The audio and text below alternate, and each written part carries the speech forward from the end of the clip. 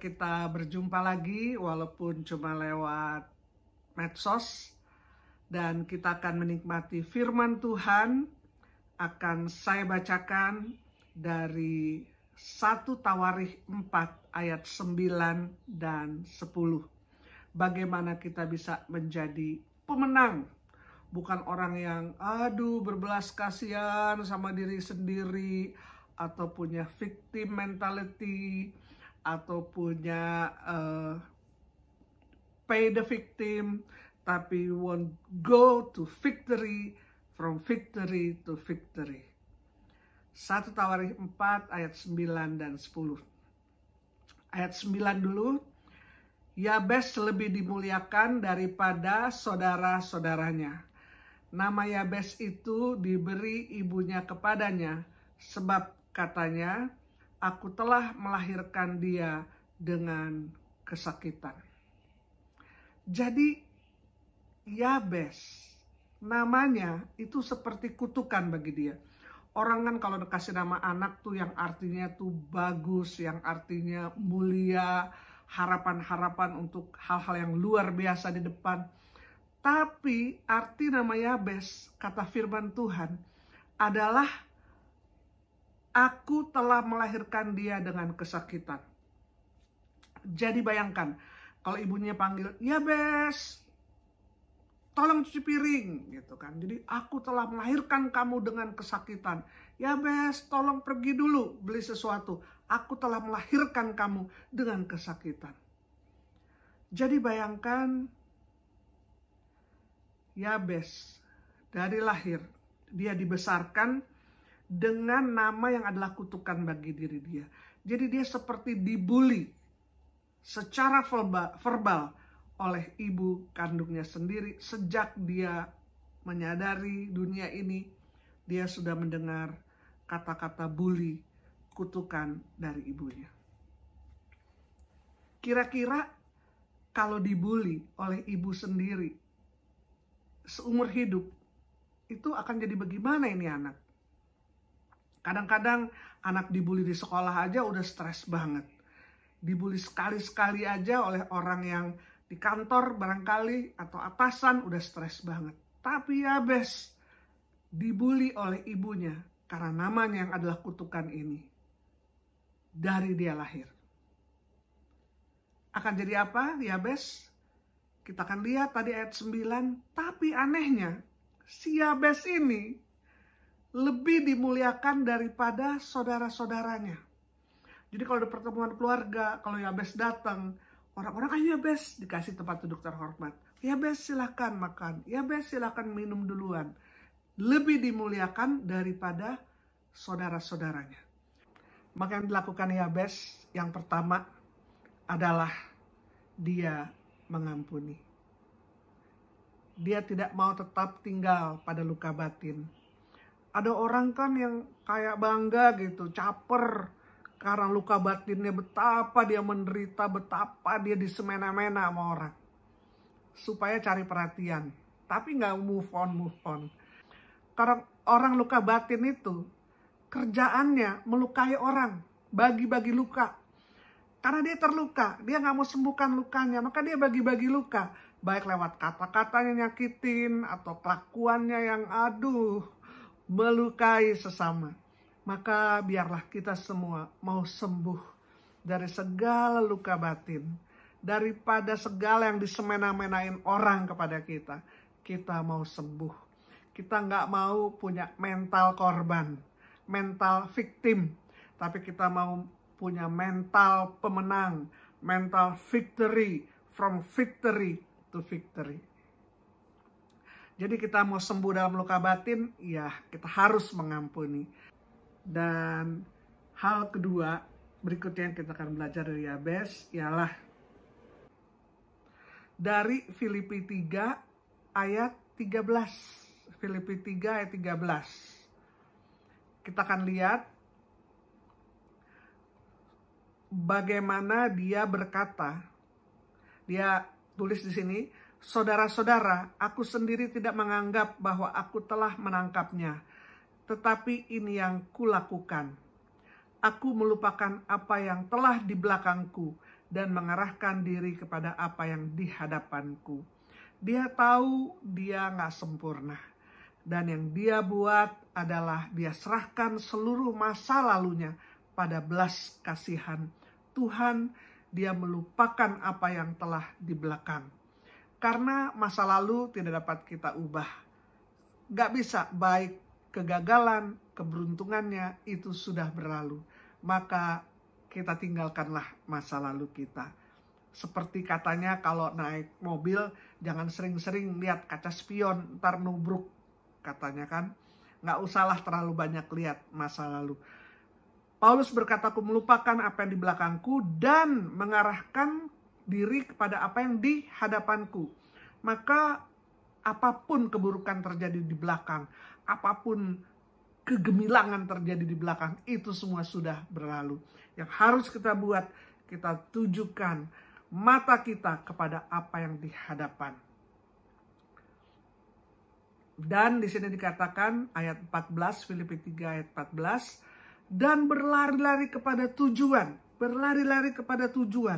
untuk memperoleh hadiah, yaitu panggilan sorgawi dari Allah dalam Kristus Yesus. Dan berlari-lari pada tujuan, ya, yaitu segala kehendak Tuhan di dalam hidup kita. Menggali semua potensi yang ada di dalam hidup kita. Tuhan memberikan kepada kita talenta. Itu pemberian Tuhan pada kita. Semua kita punya. Entah 1, 2, 3, 4, 5 kita punya. Pemberian Tuhan pada kita. Nah, pemberian kita kepada Tuhan, kita menggali semua itu, melipat gandakan, melatih, mengerjakannya. Sehingga yang 1 talenta jadi 2, 2 jadi 4. Kita mengerjakan, ada harta terpendam di dalam hidup kita. Talenta itu seperti harta terpendam yang harus kita gali, kita kerjakan, kita latih, kita sempurnakan. Dan kita terkejut, tadinya saya nggak bisa ini kok sekarang saya bisa. Ternyata dulu saya pikir talenta saya cuma 1, sekarang kok jadi 2, jadi 3, jadi 4, jadi 5. Contohnya, saya dulu gugup gagap, nggak bisa ngomong depan orang. Tiba-tiba kok bisa jadi pewarta. Itu luar biasa. Jadi setiap kita itu ada talenta harus kita gali. Lain-lain talenta Tuhan, tapi semua kita punya dan harus kita gali. Maka apa yang terjadi pada Yabes? Setelah dia mengampuni, dia selesaikan luka batinnya. Kemudian yang kedua, dia tidak mau lihat pada masa lalunya lagi, dia serahkan pada Tuhan. Yang ketiga, dia mengarahkan kepada tujuan. Yang keempat, dia berlari-lari, dia kerjakan semua apa yang bisa dia kerjakan. Mungkin kayak kabinet kita lah, kerja gitu. Dan hasilnya adalah ayat 10. Yang dari 1 Tawarikh 4 ayat 10. Hasilnya adalah Yabes berseru kepada Allah Israel. Katanya, kiranya engkau memberkati aku berlimpah-limpah dan memperluas daerahku.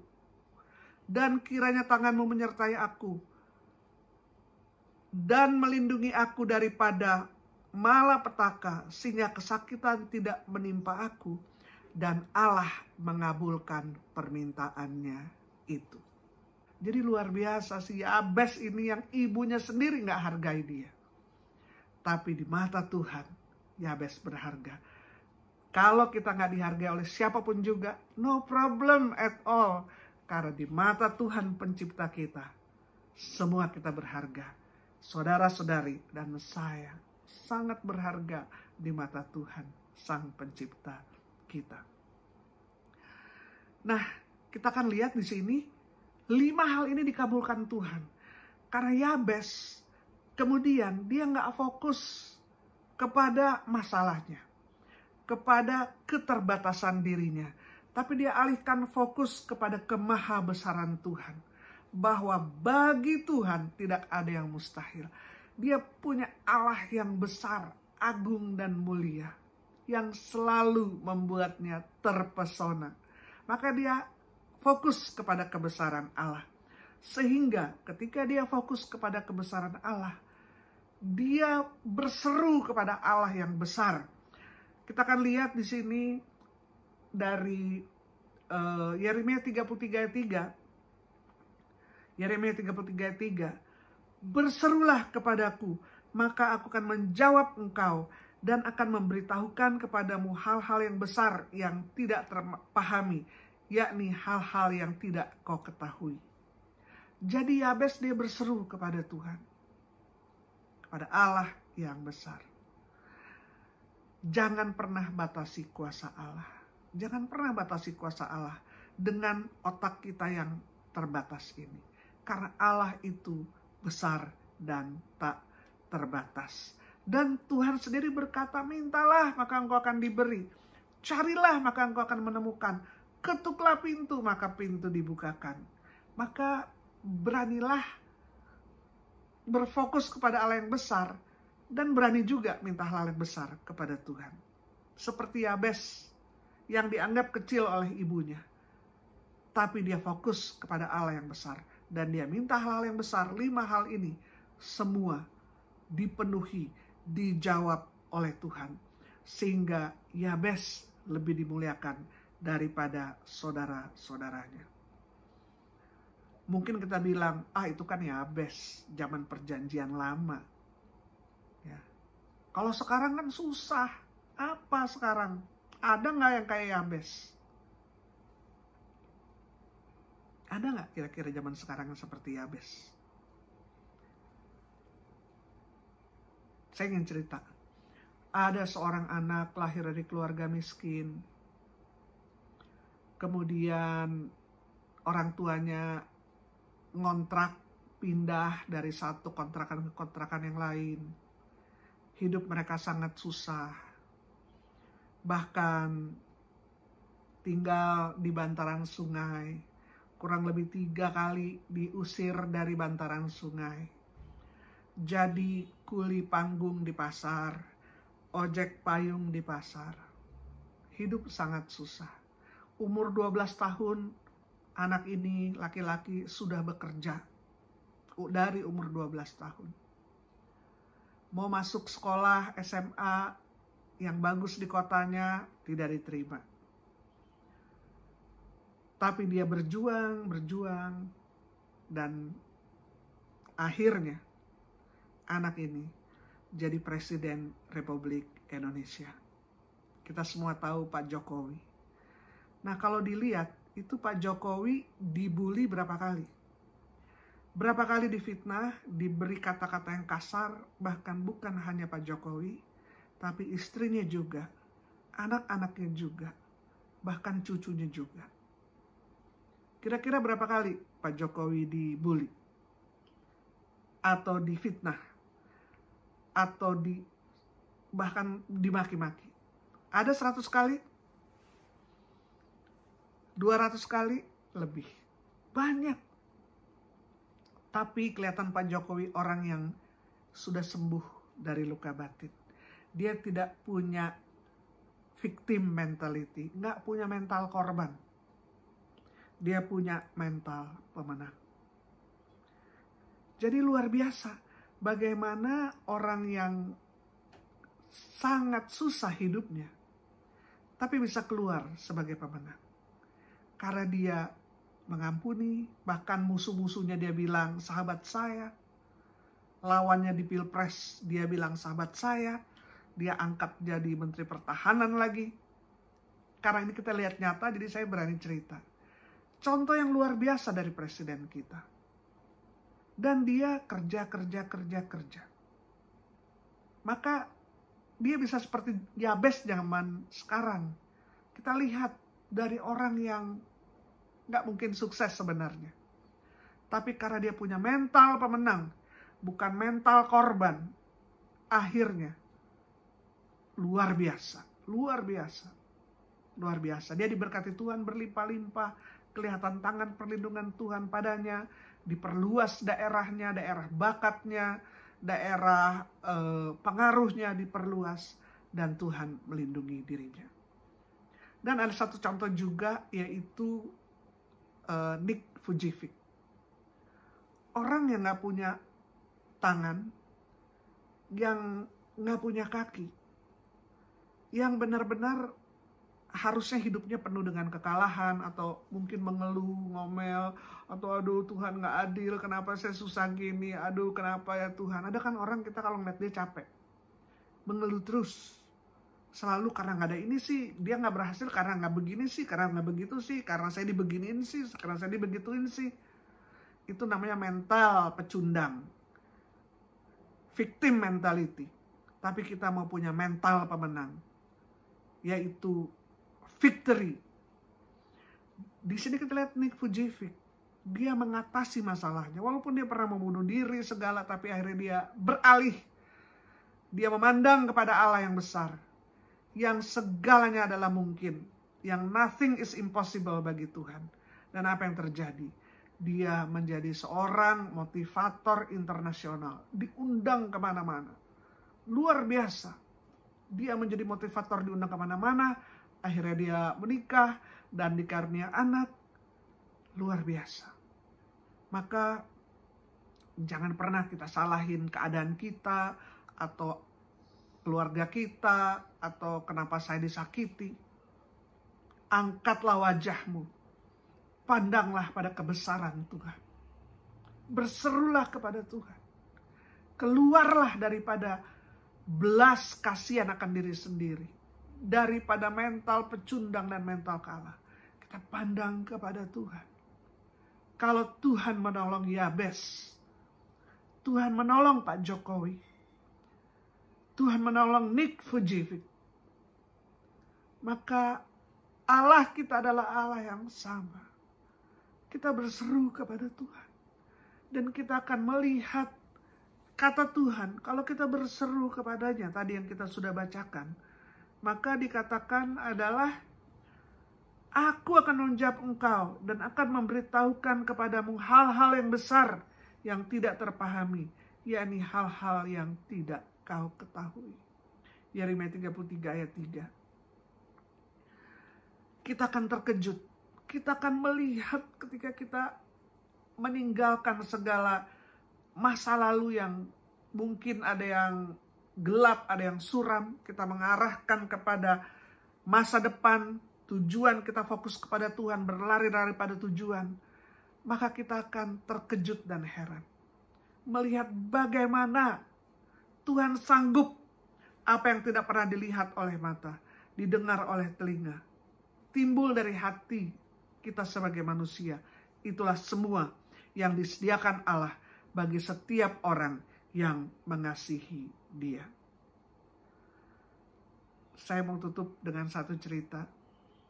Mungkin ada yang udah pada dengar ini, tapi saya ingin ceritakan lagi.